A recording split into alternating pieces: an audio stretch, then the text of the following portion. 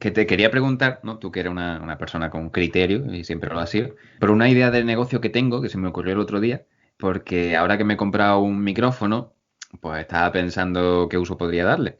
Y supongo Ujú. que sabes que es lo del ASMR, ¿no? No, ¿No sabes lo que es sí, el ASMR? no. A ver. Es gente susurrando a Ah, micrófono. sí, sí, sí, sí, sabía lo Ah, que era. vale, vale. Pero es que no es solo que susurren al micrófono, es que ayer miré curiosidad, ¿vale? Y había Sí. un tío haciendo ruidos de afeitado, pero lo que hacía era afeitar al micrófono, ¿sabes? Que le ponía la espuma así a la alcachofa y luego la afeitaba. Y no sé, supongo que hay gente que eso le gusta o para relajarse Ujú. o que yo personalmente no le encuentro el gustillo. Pero la verdad que se consume mucho por internet, ¿no? Vi eso, un vídeo que tenía casi 9 millones de visitas, que yo dije, Dios santo. Y eso que la gente hace de todo, desde hablar, tocar el micrófono, hacer ruidos con objetos. Y entonces se me ocurrió hacer quizá entrar ahí en un nuevo género que diría que no está muy explotado, que es el de contar chistes de chiquitos de la calzada pero en modo ASMR. ¿Qué te parece esta idea de negocio? ¿Tú crees que puedo tener futuro?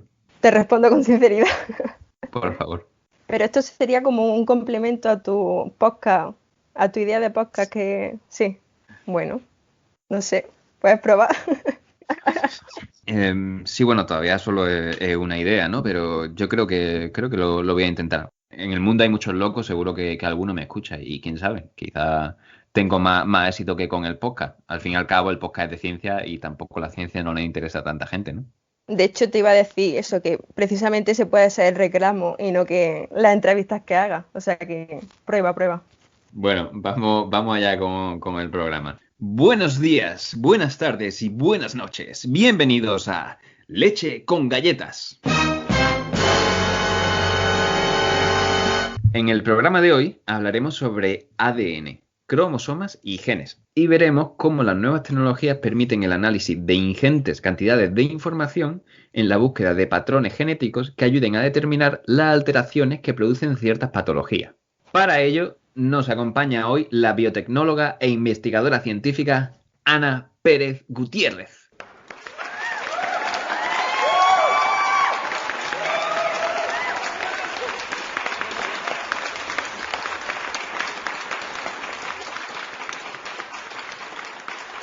Hola. Bueno, Ana, cuéntanos un poco quién eres y qué has hecho con tu vida. Bueno, yo soy Ana, nacida y crecida en Fuente Vaquero, un pueblo de Granada, donde nació también Lorca, el poeta. Y básicamente me dedico a la investigación. Actualmente estoy haciendo la tesis doctoral en biomedicina. Ujú. Y un poco a modo de resumen curricular, yo hice biotecnología en Sevilla, porque en el momento en el que empecé no estaba todavía en Granada. Después hice un máster de biomedicina y el año pasado terminé otro de bioinformática. Y bueno, digamos que la parte de querer dedicarme a la biología y posteriormente a la genética ha sido como siempre muy vocacional. Que eso está muy bien porque siempre he tenido muy claro qué quería o qué era lo que tocaba hacer después. Pero por otro lado, en mi caso yo nunca me he planteado qué salida o qué alternativas tendría cuando terminara la carrera.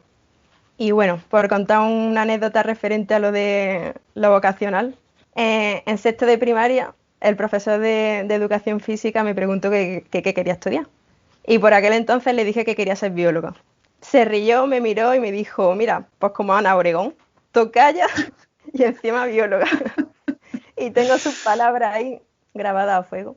¿Crees que acabarás también como Ana Obregón en el mundo de la televisión presentando el Grand Prix o una nueva versión del mismo?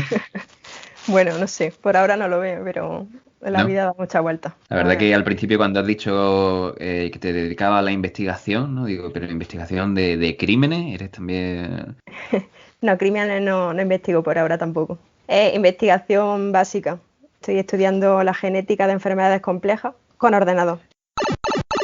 Bueno, vamos allá. Vamos a empezar por el principio. ¿Qué es eso del ADN? A ver, el ADN en realidad son unas siglas que significan ácido desoxirribonucleico. Básicamente es una molécula que contiene la información genética de todos los organismos vivos y es la responsable de la transmisión hereditaria. Es decir, es la responsable de que nos parezcamos a nuestros padres. Entonces has dicho que el ADN lo contienen todos los organismos vivos. Tú, por ejemplo, ¿qué opinión tienes sobre los virus? ¿Son seres vivos o no? Los virus yo no los considero seres vivos porque necesitan de otro ser vivo para replicarse. O sea, no tienen el mecanismo para sobrevivir por sí mismos. Mm, pero claro, tienen un mecanismo para sobrevivir, ¿no? Y como tú has dicho, tienen ADN, que el ADN, bueno, tienen ADN o ARN, ¿no? Sí, Pero entonces sí. el ADN no es el único requisito para definir a un organismo como ser vivo, ¿no? Por lo que te entiendo. A ver, los virus que son un caso especial porque están a media entre Ya. lo que es un organismo vivo y lo que no es un organismo vivo. Mm, Es cierto que tienen el mecanismo dentro de la información genética que contengan en su ADN o ARN para replicarse, pero por sí mismos no podrían sobrevivir, no podrían mm. replicarse. Entonces, para que un organismo esté vivo, necesita poder replicarse. Vale, pues entonces, como estábamos diciendo, ¿no? Todos los seres vivos tienen ADN. Según un artículo de la revista Nature, los humanos y los chimpancés comparten casi un 99% del ADN. Entonces, todo lo que Ujú, nos diferencia se concentra en apenas un 1% del ADN, es decir, una centésima parte del ADN. Entonces, ujú. ¿tanta información puede contener esa centésima parte del ADN?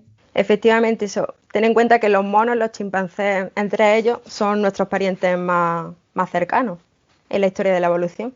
O sea Ujú. que no somos tan diferentes. Ya. Y también para tener en cuenta la magnitud de la que estamos hablando cuando se trata de ADN, en el caso de los humanos, por ejemplo, cada célula contiene en su núcleo cadenas de 3.000 millones de pares de bases o de pares de nucleótidos, que son las moléculas que constituyen al final el ADN. Para entendernos, esto equivale a 750 ejemplares de un libro de 1 millón de caracteres, o lo que es lo mismo, 750 libros de 500 páginas. O Joder. sea que una diferencia de un 1% puede dar lugar perfectamente a dos especies diferentes. Me gusta mucho, mucho ese símil, la verdad que ¿no? Es algo bastante gráfico y que ayuda a ver la magnitud Sí, sí, de sí. información que hay ahí. Pues sí, bueno, buscando así ¿no? otros parecidos, también vi que entre los humanos y los cerdos, que compartimos un 90% del ADN, ¿no? Que Ujú. claro, en realidad también, bueno, el 90% para mí es como bastante, ¿no? Es como que nos parecemos bastante a los cerdos. Sí, sí. Obviamente hay diferencias, aunque a veces hay ciertas personas que se parecen más que otras a los cerdos, ¿no? Pero bueno, Tal cual. estamos hablando de animales que tienen un gran parecido con nosotros, ¿no? Los chimpancés o los cerdos y con los que compartimos mucho ADN. Pero, por ejemplo, ¿qué diferencia puede haber entre nuestro ADN y el de una bacteria? Pues básicamente la diferencia reside en cómo el ADN se organiza dentro de las células.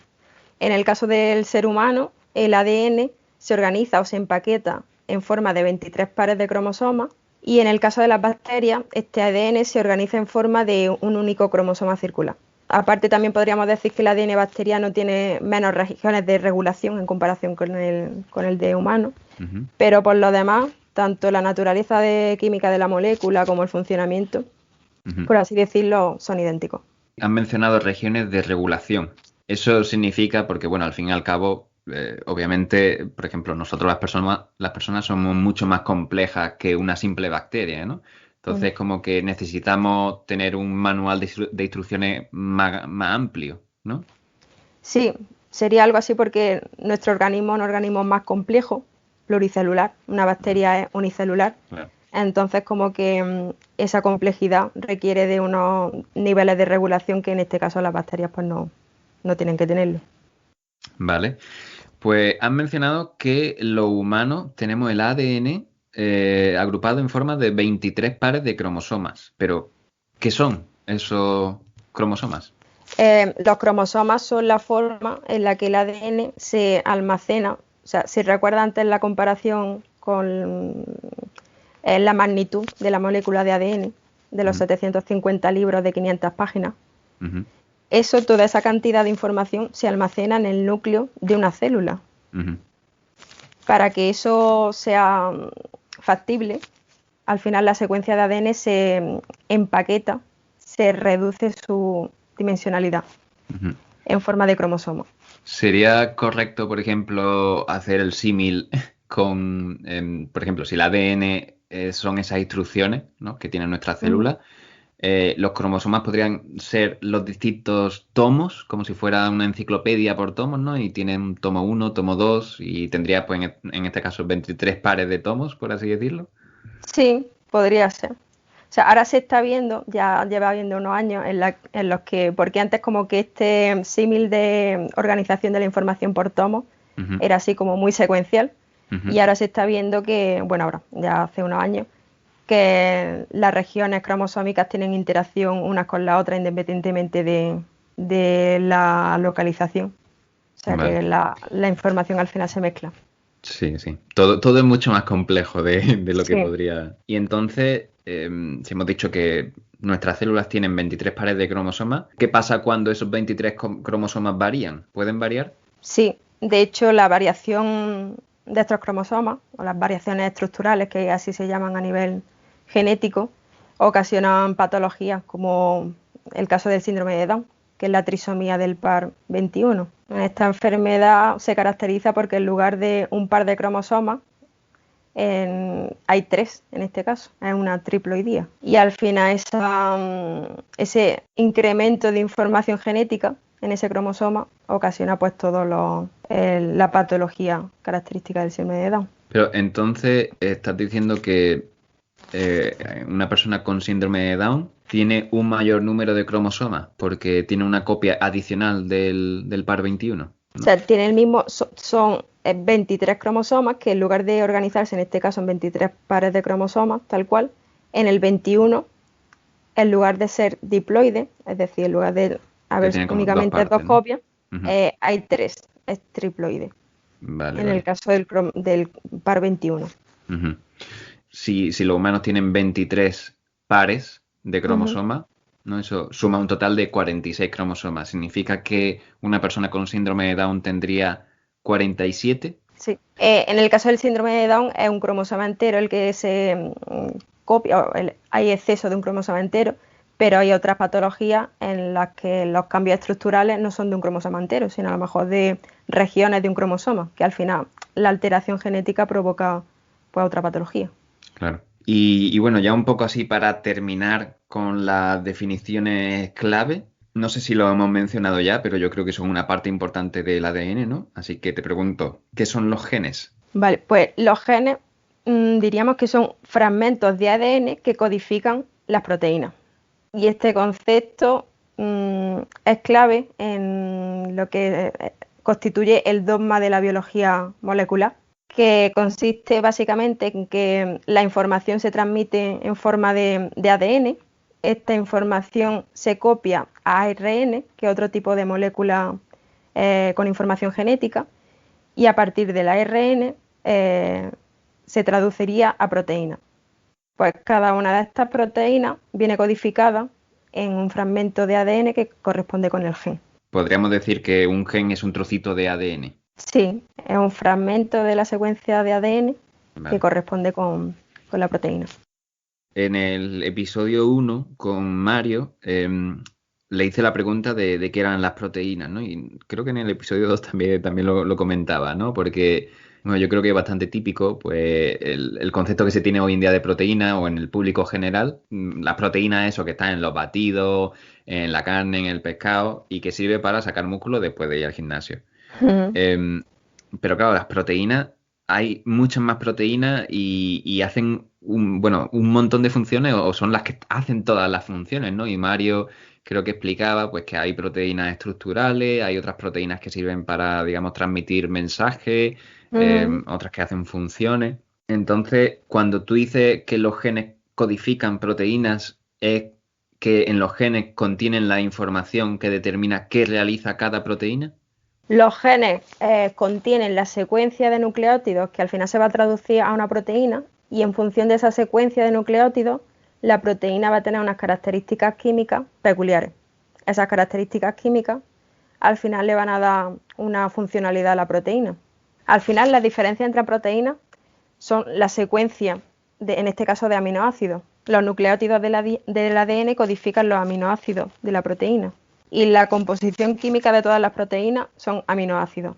La secuencia de aminoácidos y sus características químicas al final van a ser lo que hagan peculiar a la proteína o los que le otorguen la función principal a la proteína. Entonces, hemos hablado de qué es el ADN, qué son los cromosomas, qué son los genes, ¿no? Y también creo que has mencionado en algún momento lo de los nucleótidos. Entonces, ¿qué son los nucleótidos? Los nucleótidos son las moléculas que constituyen el ADN. Hay 4 tipos diferentes de nucleótidos: adenina, timina, citosina y guanina. Y al final, como estén dispuestos en la secuencia, va a ser que el ADN codifique para una proteína o para otro. Pero son 4 tipos de nucleótidos los que constituyen toda la secuencia de ADN.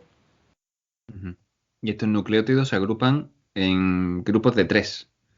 Sí, el código genético está cifrado de esta manera. Cada 3 nucleótidos codifican un aminoácido o una parte de una proteína. El ADN entonces se almacena en el núcleo de nuestras células, ¿no? De las células eucariotas que nos componen. Entonces, una célula del tejido epitelial y una célula, una neurona, por ejemplo, ¿tienen el mismo ADN? Sí, todas las células de nuestro organismo tienen el mismo ADN. La diferencia está en que estas células, cuando se han diferenciado, se llama así al proceso que hace que una célula de la piel sea diferente a una neurona, va adoptando una serie de marcas, que es lo que se llama epigenética, que hace al final que una parte de esa información sirva, sea funcional, pero otra no. Entonces esto es lo que diferencia que al final sean de un tipo u otro. Entonces, digamos, a ver, aquí también, no sé si me estoy metiendo en camisas de 11 varas. Partimos de una célula madre, ¿no? Una célula madre sería como esa célula originaria que puede acabar siendo una célula epitelial o una neurona, ¿no? Entonces, esa célula madre tiene, bueno, tiene en su núcleo nuestro ADN, pero luego cuando se especializa en una célula epitelial o en una neurona, por ejemplo, la epigenética, que como dijo Mario está por encima de la genética, es la que determina qué parte del ADN se lee, por así decirlo. Es que no sé si podemos volver otra vez al símil de los tomos, ¿no? Del manual de instrucciones. Como, pues mira, si vas a hacer una célula epitelial, pues entonces tú tienes que mirar los tomos 3 y 4 del manual de instrucciones. Y tú que eres una neurona, tienes que mirar los tomos 120 y 540. Sí, efectivamente. En este caso, la célula pluripotente, la célula embrionaria, que es capaz de originar todo tipo de células, al final, en el proceso de diferenciación, va adoptando una serie de marcas epigenéticas que lo que hacen es ocultar cierta información y dejar accesible otra. Y esto es lo que al final hace que una célula de la piel sea diferente a una neurona. Pero ¿qué pasa, por ejemplo, con los gametos, con los óvulos y los espermatozoides? ¿Ellos también contienen toda la información genética? No, en el caso de los gametos no tienen la misma cantidad de ADN, porque el proceso por el que se dividen el resto de las células se llama mitosis. Y en este proceso el ADN se replica, se duplica y se reparte entre la célula madre y la célula hija. Y se obtienen 2 células con la misma cantidad de ADN. Sin embargo, en la formación de gametos, en lugar de darse por mitosis, el proceso es la meiosis. Y en la meiosis es donde se produce la recombinación del ADN. O sea, en este proceso de recombinación genética que se produce en la meiosis, la célula madre da lugar a 2 células hijas. En el resto cuando se produce la mitosis, una célula madre da lugar a una célula hija, pero aquí una célula madre da lugar a 2 células. Entonces la cantidad, el ADN se reparte entre esas 2 células. Vale. Pero no se reparte un par de cromosomas se divide uno para uno y otro para la otra. Esos cromosomas se mezclan y esa información genética mezclada es la que pasa tanto a una célula como a la otra. Entonces, tanto el espermatozoide como el óvulo tienen la mitad de 23 pares de cromosomas. Sí. Vale. Todas las células de nuestro organismo, excepto los gametos, son diploides.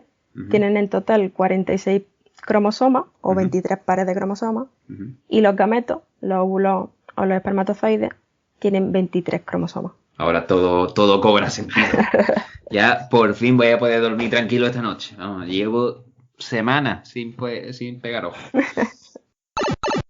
En Jurassic Park cogen sangre de un mosquito prehistórico y reconstruyen a los dinosaurios a partir de restos de ADN, insertando algunos trozos de ADN de anfibios donde le hacía falta, ¿no? Entonces, ¿eso es posible? Y si es posible, ¿por qué no se ha hecho ya? A ver, eso es muy ciencia ficción. Vaya. Ten en cuenta que... Qué decepción. Lo siento. El ADN, los fragmentos de ADN que rescatan de los dinosaurios, se supone que los rescatan de fragmentos de ADN de fósiles de mosquitos prehistóricos. O sea, sí. Si tú ya eres capaz de encontrar ADN en fósiles, que se ha encontrado alguna vez, este ADN está tan deteriorado y tan fragmentado que es imposible a partir de ahí reconstruir absolutamente nada. Vaya. Pues si lo que estás buscando son, o sea, fragmentos de ADN de otra especie, o sea, que no es el mosquito, que en este caso es el dinosaurio, es que es imposible. Sí que si tú tienes ADN de calidad, o sea, lo que se hizo con la oveja Dolly, no sé si conoces la historia. Sí, un poco. Fue una clonación genética de una oveja ya adulta a partir de una célula epitelial. Se le extrajo el ADN, el núcleo de una célula, y se introdujo este núcleo en el núcleo de un óvulo de otra oveja a la que por otro lado ya le habían sacado la información genética que contenía. El óvulo es capaz de reprogramar lo que hemos mencionado antes de las marcas epigenéticas. Sí. Es capaz de borrar estas marcas epigenéticas y es capaz de reprogramar la información genética que contiene el núcleo. Entonces, a partir de una célula epitelial de una oveja adulta, sí que se logró clonar un organismo idéntico. Pero ahí contábamos con la secuencia de ADN totalmente, o sea, estaba bien, estable. Ya, por lo que me dices, quizá lo de los dinosaurios sea ciencia ficción. Ok, lo aceptaré. Pero si se puede clonar una oveja, se pueden clonar personas también, ¿no? Y has dicho que era una célula de la piel. Es decir, que cualquier persona te puede, bueno, no sé cómo se quita ahora mismo una célula de la piel, pero una persona viene, te quita una célula de tu piel y es capaz de crear una copia de ti. Sí, se podría, técnicamente se podría hacer. Lo que pasa es que moralmente y connotaciones éticas y morales está totalmente prohibido. Aparte tampoco se conoce porque la oveja Dolly murió a los 7 años por fallos, o sea, se supone que son fallos de este proceso de clonación genética, porque al final, claro, no es un proceso natural. Entonces, los riesgos y el poco conocimiento que se tiene al respecto, pues sí que se utiliza la clonación genética en líneas de investigación de terapia génica para reconstruir tejidos. Ahora mismo, por ejemplo, pues todo el tema de la donación de órganos y demás, se contempla como que el ideal en esta línea es que tú seas capaz de, a partir de cualquier célula de tu organismo, generar cualquier tejido. Claro. Entonces sería como una alternativa a la donación, pero eso está todavía en fase de desarrollo. Vale. Estaba yo pensando, digo, pues si algún científico loco viene y te roba un trozo de una célula, y luego se va a la otra parte del mundo y allí pues nace una persona exactamente igual que tú, igual ni lo saben, ¿no? Igual puede haber clones nuestros en alguna parte del mundo y no lo sabemos, ¿no? Técnicamente es factible. Sí. Si hubiera un clon de Ana Pérez, ¿te gustaría conocerlo? Buena pregunta. No me lo imagino, pero en tal caso, pues sí, ¿por qué no? Claro, es que, bueno, eso igual ya entra en el terreno de la ciencia ficción, ¿no? Pero ¿sería una persona que sería una copia exacta de ti o tú crees que al final también pues la vivencia o pues el tipo de vida, los estímulos, la sociedad en la que estuviera inmerso haría que se desarrollase como una persona completamente distinta a ti? Claro, es que eso hay que tenerlo en cuenta. Al final, la interacción con el medio es un componente fundamental para el desarrollo del organismo. Entonces, a nivel de, pues, de marcas epigenéticas que tienen que ver con el medio, la interacción medio ambiente genética, pues no sería la misma. Entonces, al final, la persona no... idéntica no, Ujú. no sería en cualquier caso. O sea, como experimento, es un experimento muy curioso. Pero claro, Pero claro, está. ¿tú estarías dispuesta a aceptar que se crease otra Ana si te preguntasen? Es que es una cosa que se escapa tanto Ya. de mi imaginario que no sé. Claro, también si lo hicieran ahora mismo, nacería una Ana que sería pues casi 30 años más joven que tú, ¿no? Que al final acabaría siendo Claro, igual que tú, bueno, al menos por fuera, más o menos, sí, pero pues eso sería distinta, ¿no? Por cómo haya vivido, las oportunidades que haya tenido, etcétera. claro, me imagino. Mm. Sería curioso que naciera un clon mío en cualquier, o sea, en un ambiente totalmente diferente y a ver cómo realmente me ha afectado mi ambiente. Entonces, volviendo un poco al ADN, ¿me podrías decir qué es eso del ADN codificante? De todo el ADN genómico, de los 23 pares de cromosomas, de toda la secuencia de ADN, solo entre un 1,5 y un 2% de la secuencia es ADN codificante. O sea, ADN que está codificando proteínas. Entonces, ¿el resto del ADN no hace nada?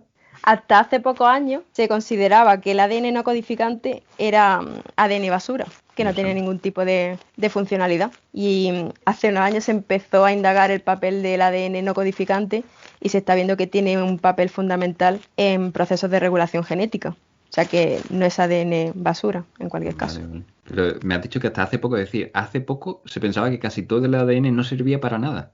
No se habían identificado las funciones o cuál era el papel de ese ADN que no fuera codificante. Y Ujú. se le llamaba ADN basura. Antes de entrar en un poco más en detalle en tu investigación, ¿no? Quizás sería importante aclarar también cuál es la diferencia o qué es la genética y la genómica. Digamos que la genética consiste en el estudio de unos pocos genes y la genómica ha surgido a través después del desarrollo científico-tecnológico de plataformas de secuenciación y de historias que ahora después mencionaremos, de la capacidad de poder estudiar conjuntamente todos los genes. Pues bueno, vamos a intentar adentrarnos un poco más en las profundidades de tu trabajo, ¿no? Uh -huh.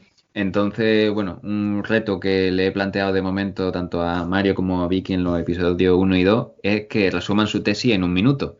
Igual tú, como todavía estás trabajando en ella, ¿no? Como Vicky, pues igual lo tienes más fácil porque, claro, Mario, por ejemplo, ya había terminado el doctorado y tenía que resumirlo todo, es mucho. Pero bueno. No sé, igual tú también necesitas tiempo porque creo que tienes dos líneas de investigación que ahora me tendrás que explicar. Así que bueno, el reto simplemente, ¿podrías explicar tu tesis en un minuto? Bueno, mi tesis parte de un estudio epidemiológico de la población andaluza, de los que se han seleccionado unos 500 individuos que se dividen en 4 grupos de estudio. Gente con depresión, gente con obesidad, gente tanto con depresión como con obesidad y controles, que son gente que no tienen ninguna de estas enfermedades. El proyecto parte de la base de que estas dos enfermedades complejas o multifactoriales comparten factores genéticos y en los últimos años se han identificado varias variantes genéticas asociadas al desarrollo de ambas patologías. Sin embargo, lo complicado o el quid de la cuestión es que la gran mayoría de estas variantes genéticas se localizan en regiones no codificantes del genoma. Es decir, fuera de los fragmentos de los que hemos mencionado antes, que son los que codifican proteínas. Por lo que realmente no se sabe cuál es el impacto de las variantes a nivel funcional. Entonces, el objetivo es crear un mapa de interacciones genéticas, tanto en depresión y en obesidad, que nos permita saber cuáles son los mecanismos de funcionamiento de la célula que están alterados. En el proyecto se parte de datos de secuenciación de algunas regiones de ADN de estos 500 individuos del estudio, a partir de los cuales se van a identificar las variantes genéticas mediante herramientas bioinformáticas y después, tras emplear bases de datos o repositorios con información genética, funcional, clínica de estudios anteriores, se pretende integrar todo ese conocimiento y a través de un análisis in silico, un análisis con el ordenador, básicamente, poder predecir el impacto de las variantes genéticas a nivel de, en este caso, tejido cerebral, que es el que se va a estudiar. Han sido un minutillo y medio, quizás un Sí, poquito más, pero bueno, no está mal. Yo creo que no es fácil resumir todo eso. Has dicho que estabas trabajando con un grupo de pacientes de 500 personas, ¿eran? sí. más o 500 menos. personas agrupadas en 4 grupos, ¿no? Ujú. Gente que tiene depresión, gente que sufre obesidad, gente que tiene las dos cosas, depresión y obesidad, y luego pues un grupo de control que sería pues como en la vacunación, pues a esa gente que se le da el placebo, ¿no? Gente que no tiene ese problema, que a ti te hace falta para luego cerciorarte de que los resultados que te salen se pueden aplicar a las personas que tienen los problemas de verdad. Claro, sí. Es un grupo para contrastar, para Eso. que lo que obtengas del grupo de estudio tengas la certeza de que es precisamente por eso que te estás estudiando, no porque venga de otra cosa. Exactamente, vale. Y creo que has mencionado lo de enfermedades complejas, ¿verdad? Ujú. Vale, ¿qué es eso de enfermedades complejas? Pues una enfermedad compleja es la que está causada por la interacción entre múltiples genes, o sea, no es un solo gen el que da origen a la enfermedad, Ujú. y la interacción de estos genes con el medio. Son enfermedades al final multifactoriales, porque no solo dependen de un factor. Entonces, estamos hablando de que claro, no es un problema, pues digamos, como una infección de una bacteria o un virus que se te ha metido en el cuerpo y te ha infectado, ¿no? Ujú. Viene de mucho más, bueno, es como un problema mucho más profundo, ¿no? Que viene de tu ADN. Sí, al final las enfermedades complejas se caracterizan porque tienen un componente genético que en función de la enfermedad va a ser mayor o menor. No todas las enfermedades complejas tienen la misma proporción de componente genético, pero sí, al final es un componente genético, un background que tú tienes de fondo en tu genética que te va a predisponer a desarrollar esa enfermedad. Entonces, la depresión y la obesidad son enfermedades complejas porque se deben a la interacción de múltiples genes y factores ambientales. Entonces, Ujú. eso significa que una persona o los genes de una persona pueden predisponerlo o predisponerla a ser más o menos tendente a la depresión, por ejemplo, pero que al final, pues su vida en sociedad, las oportunidades, las experiencias vitales, lo que propicia o refrena la aparición de episodios depresivos o de la enfermedad en sí. Sí, o sea, hay un porcentaje. Es verdad que en el estudio de cualquier enfermedad genética, aunque sea una enfermedad compleja, hay que hablar en cualquier caso de penetrancia. Esto es si la variante genética va a ser la responsable, o sea, cuánto peso tiene la variante genética en que tú al final desarrolles la enfermedad o no. Y Ujú. dentro de estas enfermedades complejas, pues también hay diferentes grupos en cuanto a la penetrancia genética. Pero sí que hay un grupo bastante amplio en el que tú, aunque tengas una predisposición a desarrollar la patología, hay otros factores que puede que al no estar no se origine la enfermedad. O si se origina, que sea más leve Ujú. o sí, que no sea todo el Vale. cómputo de factores. Y entonces, también si estamos hablando que la obesidad es una enfermedad compleja, eh, que una persona sea obesa no depende únicamente que coma demasiada hamburguesa, ¿no? No, o sea, hay un factor, hay el factor genético, que si tú lo tienes y estás predispuesto a desarrollar obesidad, pues en función eso del peso, de la penetrancia genética, pues va a Ujú, ser complicado que no la desarrolle, aunque haya otros factores a favor de que no se ujú. desarrolle. Y en el caso del estudio conjunto con la depresión, pues que se está viendo, se ha visto que la gente que tiene depresión es más propensa a desarrollar obesidad. O sea que ahí hay otro factor que interacciona con el estado anímico, todo Claro. el tema de la ansiedad y demás, pues al final son factores que eso influye en, Ujú, en el apetito. claro. Mm. Esto se relaciona un poco también con el episodio anterior, porque en el episodio 2 hablamos de las microbiotas, ¿no? Mm. Y bueno, dentro de las microbiotas, la bacteria intestinal sobre todo. Entonces, claro, decíamos que al final, a partir de cierta dieta que quizás no era la adecuada, ¿no? Por así decirlo, las bacterias pues se revolucionaban y empezaban a hacer cosas que igual no deberían hacer. Entonces también creo que afectaban, digamos, los sistemas de señalización y, por ejemplo, evitaban que te sintieras pues, saciado después de haber comido cierta cantidad de comida, ¿no? Mm. Entonces, claro, es como, desde ese punto de vista, el hecho de comer muy mal genera que tu cuerpo te siga pidiendo comer mal.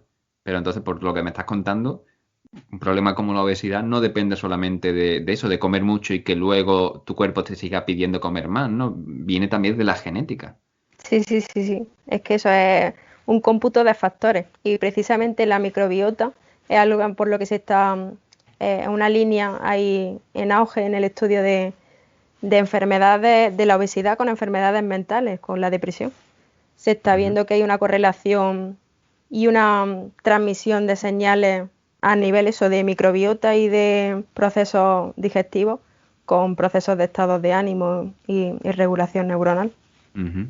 Y la Interesante. microbiota ahí pues juega un papel clave. O sea, Ujú. al final forma parte del funcionamiento del intestino. Interesante. Veo que estamos aquí cerrando el círculo. Te presentaré a Vicky un día para que os pongáis las dos a hablar.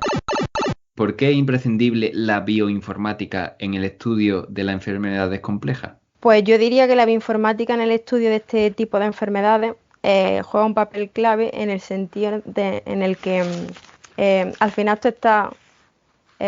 no te estás centrando en el estudio de un gen, de dos o de tres o de unos pocos genes. Estás viendo a la vez variantes que están en muchos genes y no solo en genes. He mencionado antes también que hay variantes identificadas tanto en depresión como en obesidad y en la mayoría de enfermedades complejas que están en regiones no codificantes del genoma. Entonces esto dificulta la direccionalidad del estudio. Al final es como que tienes mucha información, pero no sabes esa información qué significa. Claro. Entonces la bioinformática en este caso lo que busca es un poco definir o intentar descubrir patrones que se oculten en esos datos. Y en el estudio de enfermedades complejas, en el enfoque particularmente de este proyecto, como se están integrando otro tipo de datos funcionales y clínicos, al final es como eso, la integración de toda esa información y en esa integración pues buscar un patrón que nos revele algo a nivel Claro. funcional. ¿Podríamos decir entonces que tu investigación está relacionada con lo que se conoce como Big Data o Big Data? Sí, al final el manejo de datos masivos y Ujú. la búsqueda de patrones. Claro. Bueno, también no he mencionado que para la secuenciación de ADN, Ujú. para la obtención de esos datos, la bioinformática también es imprescindible. O sea, al principio mencioné lo de los 3.000 millones de pares de bases o de nucleótidos. Ujú. Bueno, en este caso para el proyecto no he secuenciado esos 3.000 millones de pares de bases, he secuenciado unos pocos. Pero aún así, cuando tú secuencias el ADN, cuando lo lees, no lees la secuencia completa. En ese proceso tú fragmentas el ADN, porque las tecnologías que tenemos actualmente no lo pueden hacer de otra manera. Fragmenta el ADN en fragmentos de unos 150, 300 pares de bases. Ahora hay tecnologías que leen hasta kilobases, miles de bases, pero más no. Entonces, para tú después poder ensamblar eso, es como a partir de esos fragmentos puedes montar el puzzle completo. Ujú. Requiere un nivel de computación y de procesamiento que sin la bioinformática no sería posible. Entonces, me gustaría preguntarte qué herramientas informáticas se emplean en el análisis de toda esta información, ¿no? Y si por lo que me dices, tu trabajo involucra más la programación informática que el trabajo en el laboratorio, por ejemplo.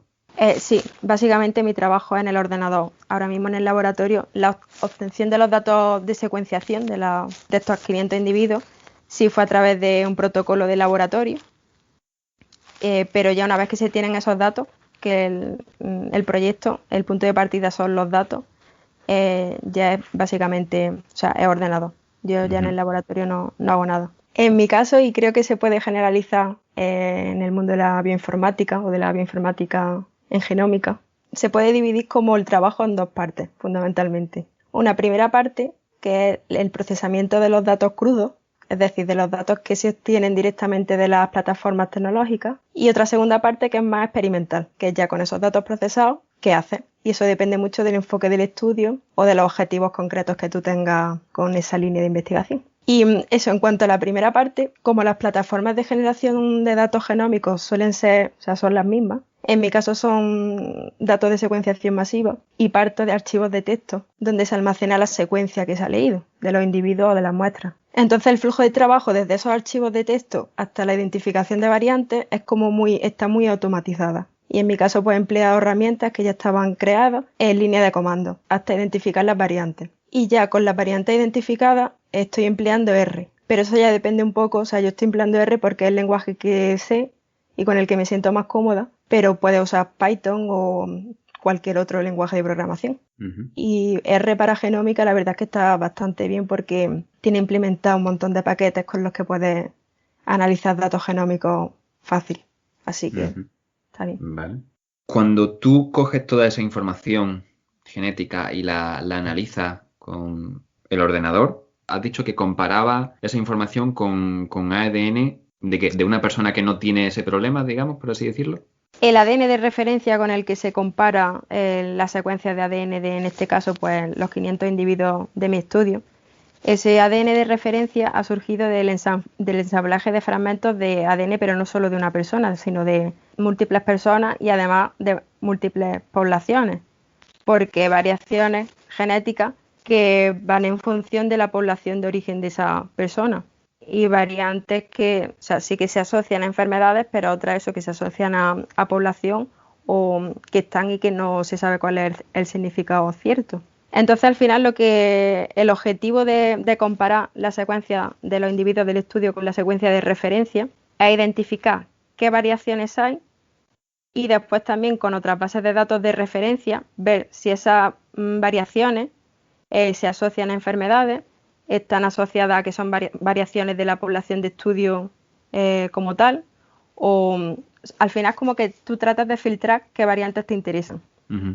Y entonces, digamos, en tu día a día, ¿has encontrado ya alguna de esas variantes o qué es lo que tú empiezas a encontrar, qué es lo que tú empiezas a ver o cómo va evolucionando tu trabajo? Al final tú cuando tienes los resultados del análisis primario, que el análisis primario es la secuencia del ADN de estas personas y las variantes que se han encontrado. La información que tienes a ese nivel es la variante, qué nucleótido tiene el lugar del que se supone que es el de referencia y en qué posición genómica está. Ahora, tú esa información la tienes que contrastar con otras bases de datos genómicas y anotarla el proceso por el que tú ya le das puntuaciones a esa variante. O sea, puntuaciones o la identificas como una variante en región codificante, en región no codificante, en región de regulación de expresión. O sea, al final anotar esa variante es como darle significado en función de todo el que haya en base de datos genómica. Y darle puntuaciones de parámetros que al final son clave en si esa variante va a ser patógena o no, como son parámetros a lo mejor de conservación de la secuencia. Si la variante se ha encontrado en una secuencia que evolutivamente se ha conservado, esa variante va a ser importante porque está precisamente en una secuencia conservada. O sea, tiene que significar algo que haya ahí, una variante. ¿Y podrías poner un ejemplo de una variante evolutiva que se conserve o un ejemplo de variante entre poblaciones? Sí, bueno, de hecho, esto lo sé por el programa no sé qué programa era, pero hacían reportajes de superpoblaciones. Y eran superpoblaciones porque evolutivamente se habían conservado endógenas. Ahora con la globalización y el mundo contemporáneo es más complicado encontrar una población endógena que conserve evolutivamente todos sus rasgos, sus características. Y en este programa hablaba de características especiales de una serie de poblaciones. Y una de ellas tenían un bazo, el bazo tenía la capacidad le otorgaba la capacidad de aguantar buceando más tiempo de la cuenta en comparación con el resto de poblaciones. Y eso eran una serie de variantes genéticas que hacían que el bazo tuviese esa funcionalidad. O poblaciones africanas que claramente tienen un tallaje bastante más elevado que el resto de poblaciones, o su fisionomía de ser muy delgado. Al final la funcionalidad de la tribu, de la población, va a depender de la localización que tengan en el mapa mundial. Entonces hay ciertas regiones que por sus demandas han hecho que se desarrollen de una manera u otra las poblaciones en las que ellas viven. Claro. Por ejemplo, en el caso que comentabas de esos que tienen más capacidad para bucear, pues imagino que eso sería una ventaja evolutiva porque ellos bucearán, por ejemplo, para pescar y conseguir comida. Sí, Eso, efectivamente. Ujú, Su forma de subsistencia era pescar claro. y vivían en aldeas que estaban construidas en el mar Ujú. y la fuente de alimento era lo que podían pescar. Hablando de tu investigación, me has contado todo lo que tú estás haciendo para encontrar esas variantes en el genoma que se relacionen pues, con enfermedades complejas como la depresión y la obesidad. Ok, eso está muy bien, pero ¿todo eso para qué? ¿Sabes? Es decir, cuando no nos ponemos en un escenario idílico en el que ya has completado tu investigación y has obtenido unos resultados estupendos, ¿qué se hace con esos resultados? ¿Qué aplicación tiene? ¿Cuál sería el siguiente paso? Bueno, pues esto nos sirve fundamentalmente para conocer los mecanismos por los que aparecen y se desarrollan estas enfermedades. Partiendo de este conocimiento, podemos saber qué rutas celulares o qué vías de señalización están alteradas en la depresión y en la obesidad, tanto en una como en otra, como cuando se dan conjuntamente. Y partiendo de este conocimiento de base, pues puedes, por ejemplo, si sabemos que un mecanismo o que una vía celular de señalización está alterada y conocemos cuál es la secuencia de proteínas que participa en esa vía, pues proponerlas como nuevas dianas terapéuticas para el tratamiento de estas enfermedades. Puede haber otros medicamentos que se empleen para otras enfermedades, cuyas dianas terapéuticas sean estas que se hayan descubierto y emplearlos para el tratamiento de estas enfermedades, por ejemplo. Vale. La pregunta que se me ocurre, ¿no? Es que, por ejemplo, ya existe una medicación que puedes tomar en caso de sufrir depresión. Uh-huh. Entonces, ¿qué beneficio tendría tener esta información adicional? O no sé, o qué diferencia, cómo funciona cada tipo de medicación, la que se da hoy en día y una que pues, se podría desarrollar? Claro, de hecho esa es la clave porque la eficacia ahora mismo de los tratamientos depresivos ha mejorado, pero no es la óptima. Entonces, con este tipo de estudios lo que se quiere es mejorar esa eficacia y hacer un tratamiento, pues dentro de lo que se llama, esto entraría dentro de la medicina de precisión y medicina individualizada, porque conociendo tus bases moleculares o las bases moleculares que caracterizan tu patología, poder tratarla de una forma más eficaz y más efectiva, con menos efectos secundarios, por ejemplo.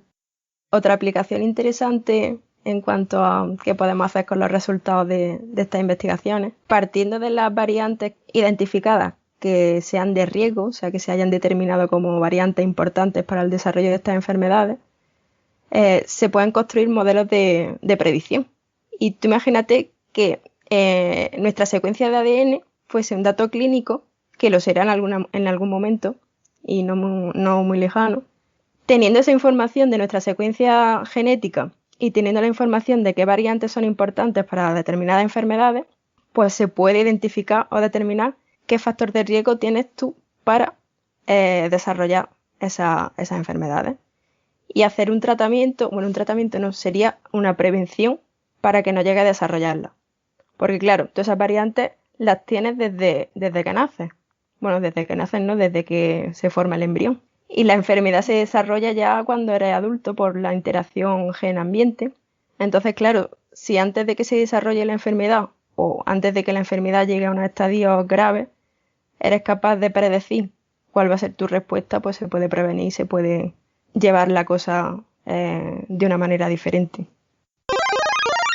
Te quería preguntar algo que quizás se salga un poco del tema y está relacionado con enfermedades mentales como la depresión, la ansiedad, etcétera.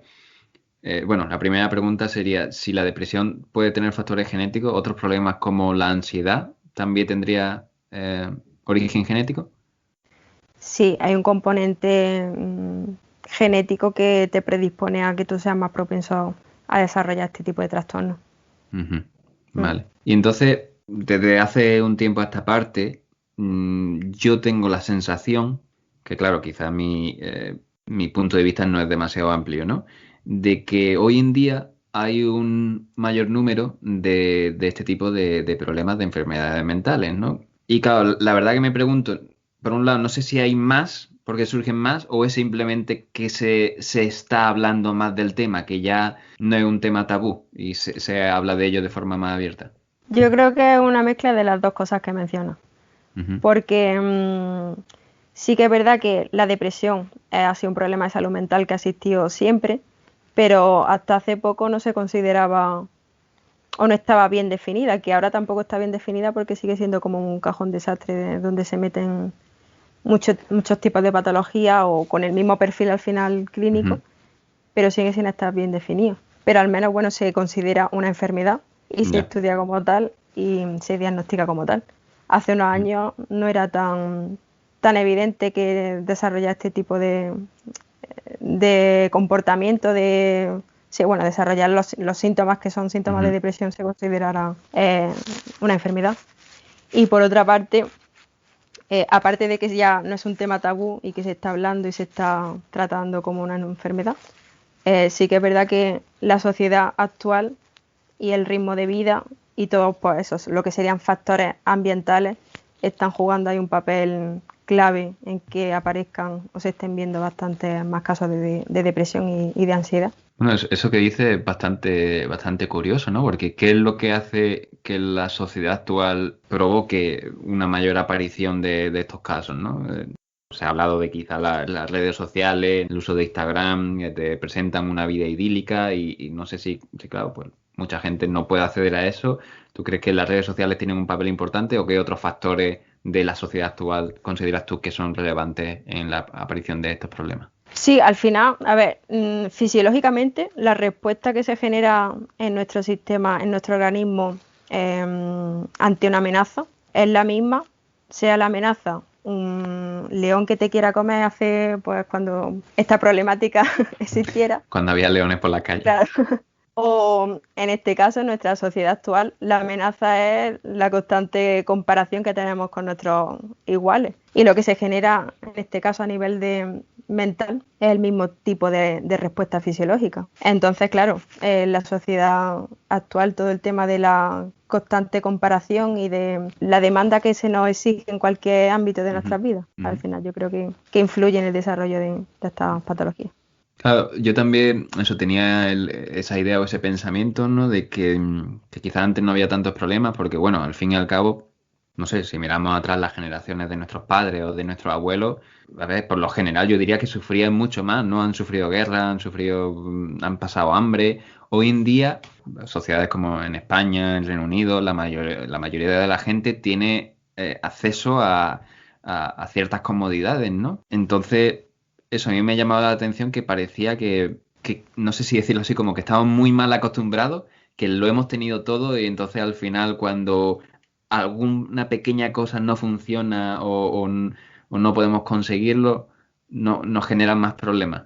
Sí, a ver, lo de estamos mal acostumbrados a mí no me gusta porque es como que te hace sentir un poco culpable de que seamos tan... O sea, como que el culpable de que al final se desarrollen problemas mentales seamos nosotros mismos, cuando al final, o sea, son factores externos. Pero sí que es verdad que en la época de nuestros abuelos, que han vivido bastantes más dificultades que nosotros, lo que te comentaba antes de las amenazas estaban como mejor definidas. O sea, para mi abuela o para los padres de mi abuela, la amenaza o la preocupación que tenían en el día a día era si iban a poder comer o no. Eso era una amenaza que estaba ahí pues, bien definida. Su esfuerzo vital o su energía o su lucha en el día a día al final pues se resumía en poder superar esa dificultad. Nosotros no tenemos esas dificultades, al revés, hemos crecido con absolutamente todo y lo que nuestro cerebro puede interpretar como dificultad es algo que no está tan bien definido.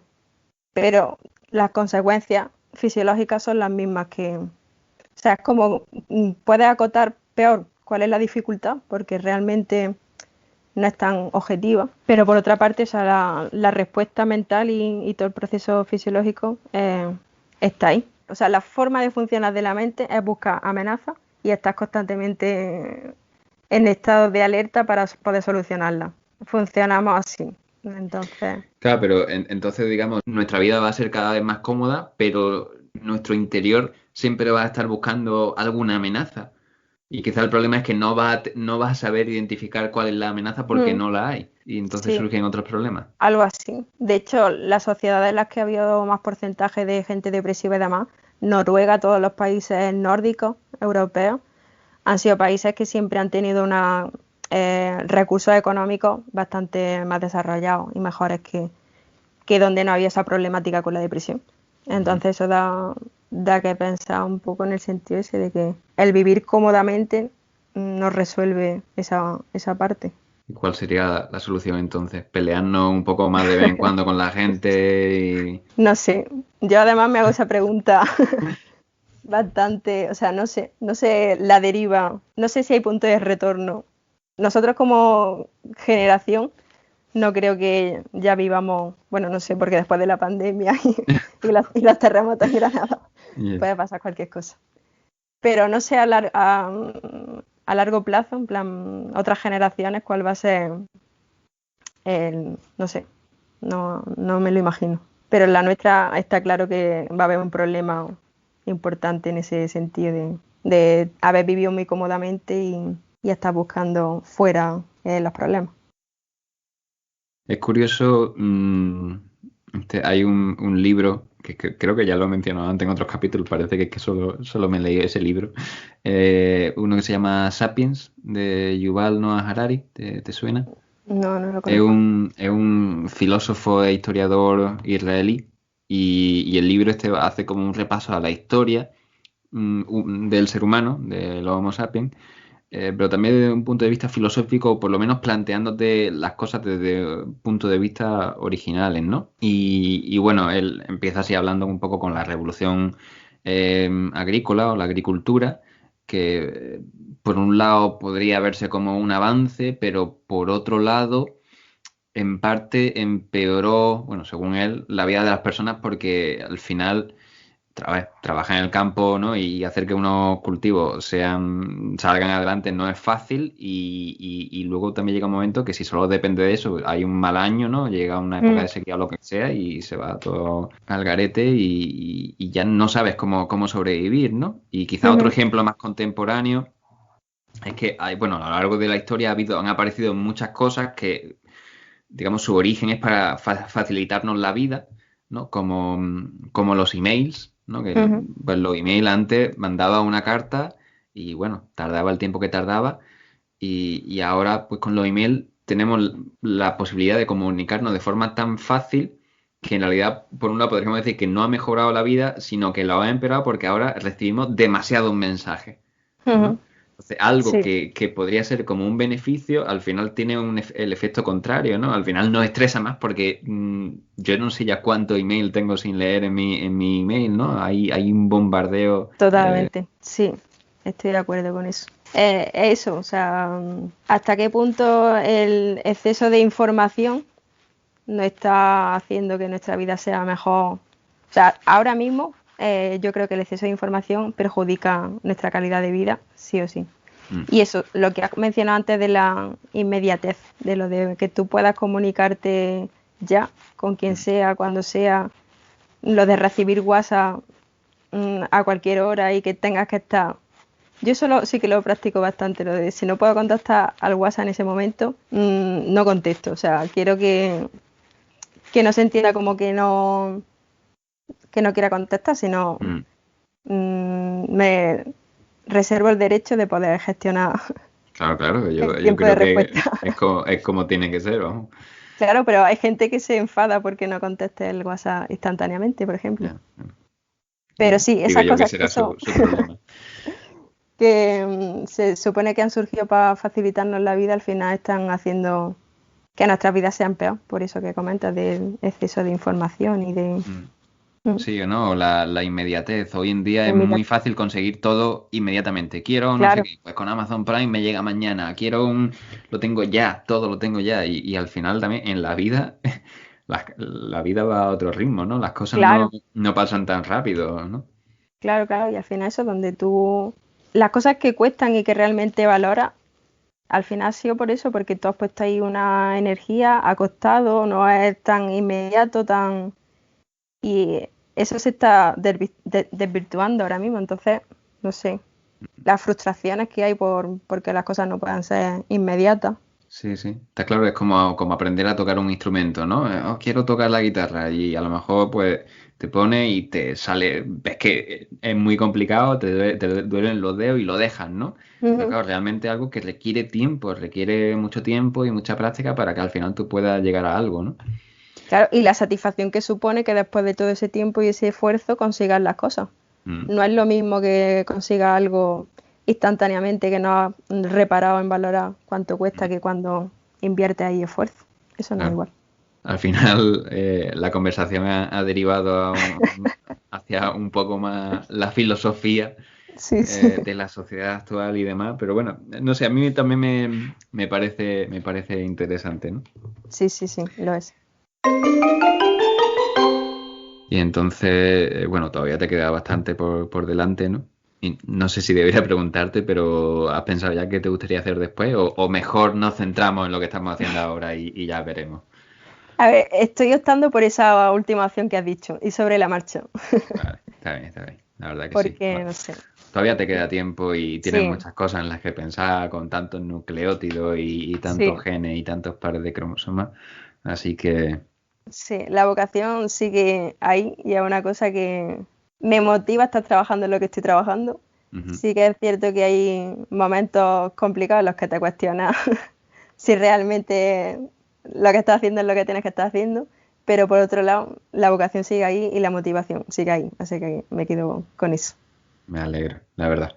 La verdad que, bueno, no sé, lo de la vocación es algo que bueno, yo tendería a pensar que es menos común de lo que podría parecer, ¿no? No hay tanta gente que diga, quiero dedicarme a esto, ¿no? Como tú desde pequeña.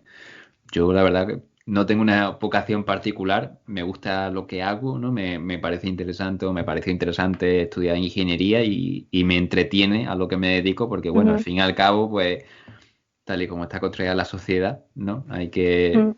buscar un trabajo y aportar para Sí. sobrevivir, ¿no? Pero, Ujú. pero no sé, igual también podría estar felizmente dedicándome a repartir cartas. Yo qué sé. En Sí, no fin. sé, yo si tuviese otro trabajo, pues igualmente a lo mejor estaría bien, pero sí que Sí. es verdad que siempre como que he pensado en esta opción desde siempre, entonces no sé. Y no sé, ¿sabría decir por qué? ¿Qué es lo que tanto te gusta de la investigación? Em, la investigación me gusta porque estás constantemente haciéndote preguntas de por qué las cosas funcionan como funcionan. Ujú. Y no sé, ahora mismo que estoy, eso ha sido como lo utópico de la investigación o como o lo que debería ser. Pero es que el otro día, por ejemplo, empecé a leer un artículo para una cosa de mi proyecto que estaba escribiendo y me sorprendí porque fue como que de ese artículo me fui a otro porque no entendía bien qué quería decir el primero y estuve toda la mañana buscando lo que quería encontrar. Y no sé, creo que eso es porque me gusta, quiero pensar. Mm. Sí, sí. Me resulta eso curioso que al final se vaya avanzando porque tú tengas o te cuestiones cosas y en función o gracias a ese planteamiento, a esa cuestión, surjan alternativas o soluciones o líneas de investigación. Claro, al final, todos los que trabajáis en investigación científica no es como que estáis ahí en las fronteras del conocimiento e intentáis como seguir empujándola para descubrir otro pedacito, ¿no? de todo lo que hay y seguir aprendiendo. Pues no sé si ya, si quieres, podemos dejarlo aquí. Muchas gracias por participar. Ha sido Nada, muy interesante y nada, te animo a que sigas trabajando y que sigas encontrando y obteniendo unos resultados muy buenos. muchas gracias a ti, José, por la entrevista, la oportunidad de poder eso, explicar las cosas que estoy haciendo y demás. Y nada, que yo también ha sido un rato muy agradable y me lo he pasado bien contestando. Muy bien, me alegro. Pues nada, hacemos otra cuando termine la tesis y ya nos cuentan las conclusiones. Sí, a ver si ha cambiado el tema de la vocación y la motivación. Bueno, esperemos que no, esperemos que no. Espero que no. Mm. Bueno, pues nada, lo dejamos aquí entonces. Un abrazo y hablamos pronto. Venga, José, un abrazo. Y hasta aquí el programa de hoy. Recuerda que puedes escucharnos en iVoox, Spotify, Google Podcast y Apple Podcast. Y aunque uses otras plataformas, te animo a que te pases por iVoox si quieres dejar algún comentario. También puedes dejar comentarios en las distintas publicaciones de Instagram. Nuestra cuenta es lechecongalletas_podcast. Y muchas gracias por estar ahí. Ahora que estamos empezando, cualquier tipo de difusión o interacción es muy importante para nosotros. Así que recuerda, da me gusta, comenta y comparte. Si te ha gustado, claro, porque si no te ha gustado, pues no le des ni a me gusta ni comparta. Hombre, faltaría más. ¿Quién soy yo para obligarte a ti a hacer nada? ¿Eh?